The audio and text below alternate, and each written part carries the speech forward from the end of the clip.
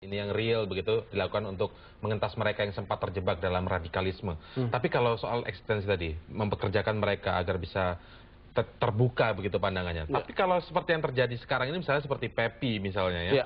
itu dia sudah bekerja di sebuah apa namanya ya tempat-tempat yang profesional begitu, pekerjaan Ya. profesional, bertemu dengan banyak orang, kemudian ya berinteraksi dengan orang-orang yang tidak hanya sealiran dengan dia, tidak seagama dengan dia. Tapi kenapa ini tetap bisa terjadi kira-kira? Nah, saya kira gitu, itu kan masa orang untuk menjadi Indonesia itu, untuk menjadi teroris itu sebetulnya potensinya besar.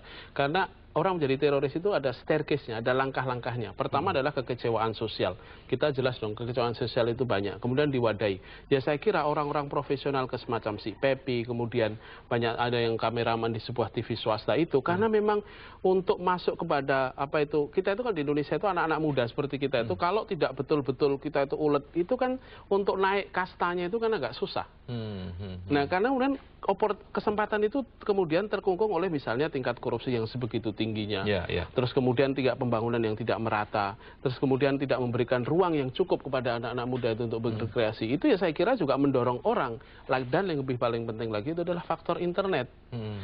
Kalau memang betul misalnya si Pepi itu betul-betul itu terradikalisasi, kemudian menjadi seperti sekarang itu hanya dari internet, itu betul-betul ancaman yang luar biasa buat kita, bangsa kita hari karena ini. tidak mungkin untuk karena nggak bisa di internet.